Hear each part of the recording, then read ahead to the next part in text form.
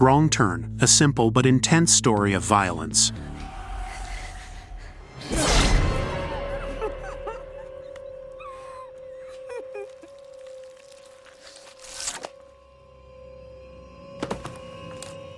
And today we will highlight the mistakes and discuss the best decisions that would certainly help the characters or you to beat the cannibals in this film. So leave a like, grab your popcorn, and let's get to the video. In one of the forests of Virginia, Rich and Haley, a couple of college students, are mountaineering, having no idea what is about to happen. At the top of the cliff, Rich is mysteriously attacked and thrown. Later, Haley is pulled, and after trying to cut the rope, she ends up falling. Still alive, she tries to escape, but is caught and dragged back to the forest. Okay, mountaineering can be very dangerous, so choosing where to climb carefully is super important, as climbing in unfamiliar areas can significantly increase the risk of making mistakes. In the film, the couple doesn't seem to know much about the region where they are climbing, because in the next scene, several headlines appear about missing people in the same area.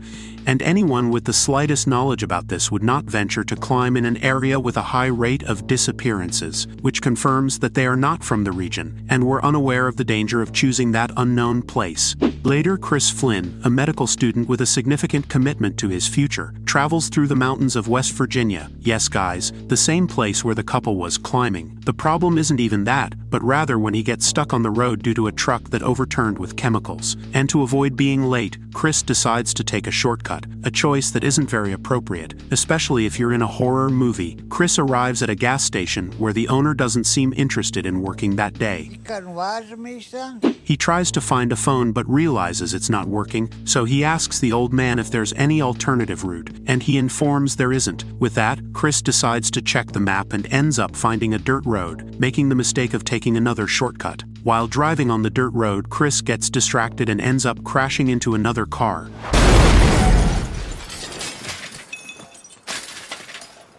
Which doesn't make sense. Considering the moderate speed of the car on a straight road, Chris probably would have spotted the stopped vehicle before getting distracted and could have avoided the collision.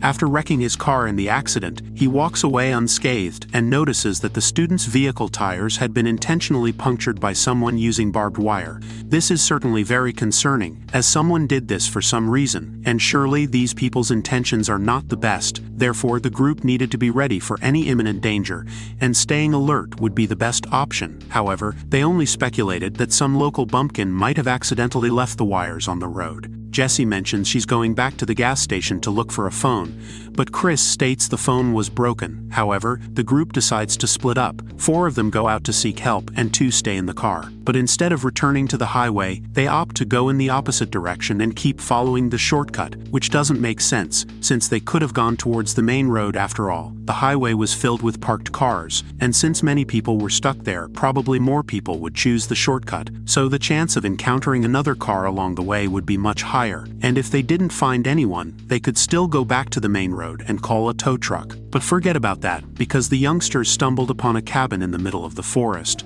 Actually, maybe we should keep one. Initially, it seemed like nobody was home, yet Chris decided to go in and look for a phone, which seems quite unlikely to find in such an isolated house. Meanwhile, Evan and Francine keep watch over the cars, but while searching for something to eat, Evan disappears, and Francine, worried, goes to look for him. However, she only finds a piece of her boyfriend's ear and is attacked by someone. Now, Jessie mentions that breaking into the house is not a good idea, but Carly says she needs to use the bathroom, and Chris suggests they need a phone since they have 2 wrecked cars. Okay, since they've decided to enter the house, the best thing to do would be to send 2 or 3 inside and leave someone on watch, because even if they want to enter, they are aware they're trespassing private property, and some laws authorize owners to shoot intruders. Upon entering the house, Chris notices a stew being prepared while Carly goes to the bathroom, and it seems her desire to use it vanished as soon as she saw the state of the place. Oh God. Chris explores further and finds a refrigerator containing pieces of meat, which upon closer examination don't seem to resemble animal meat. Meanwhile, Jessie finds the barbed wires that were used to puncture the car's tires. At this point, they decide to leave the house, but a pickup truck arrives and the group tries to hide. Chris and Jessie hide under a bed and witness Francine's body being thrown to the ground.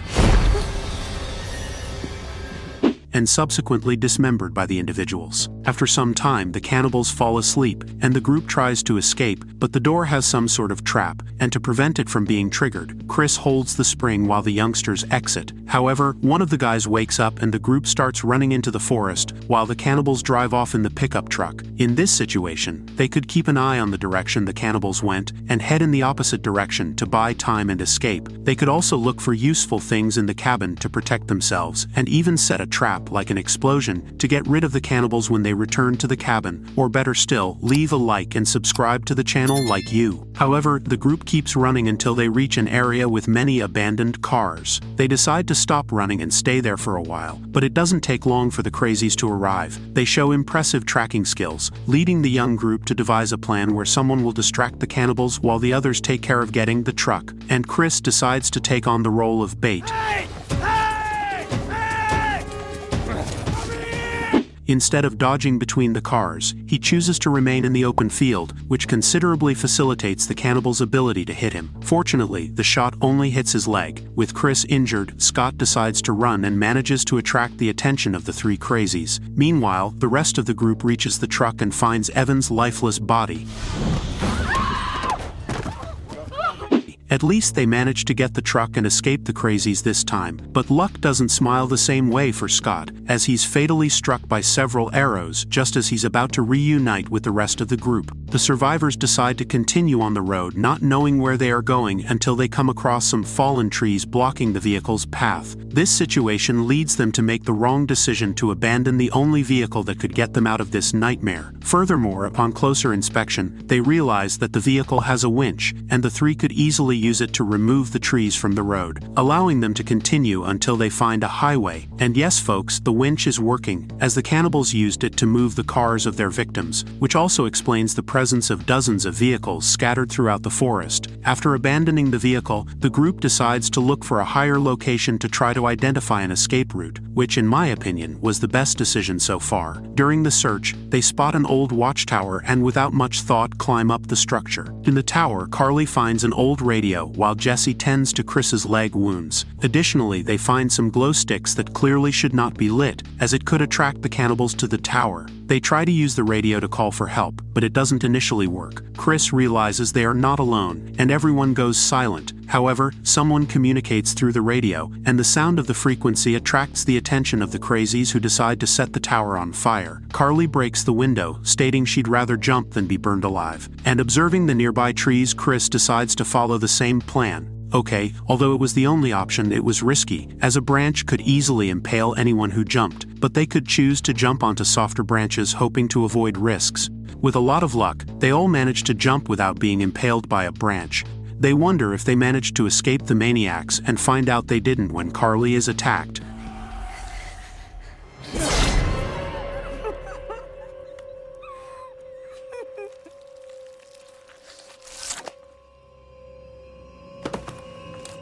Jesse manages to attract the cannibal, and Chris manages to knock him down using a branch.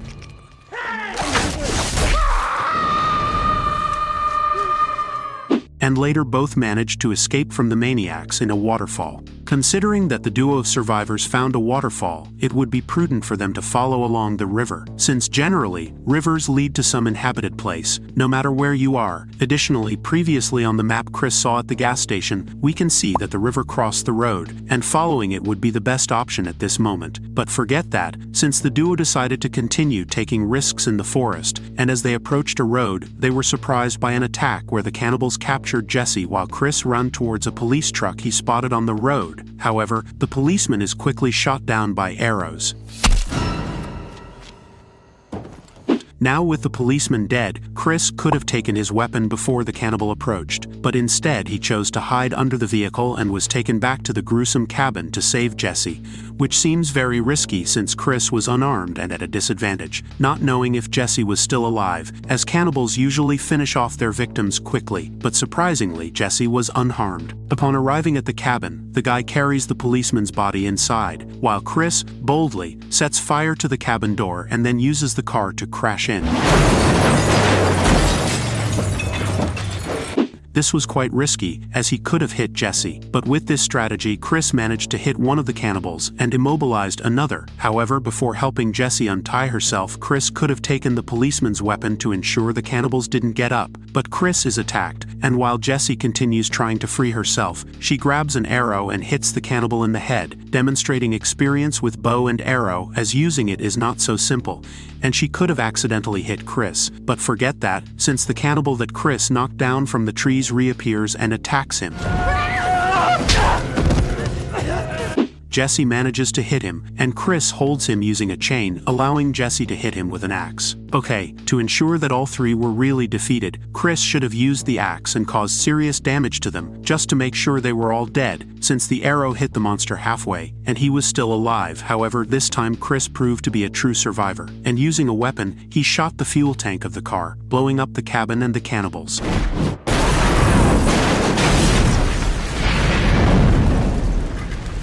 Then they retrieve the truck and return to the gas station, where they pick up the map to ensure they don't choose any shortcuts they'll regret.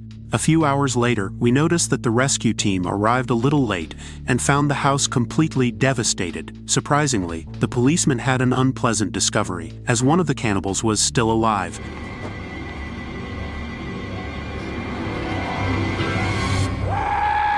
Hey guys, I hope you enjoyed the video, and share in the comments how you would defeat these cannibals. Don't forget to subscribe for more adventures, and until next time.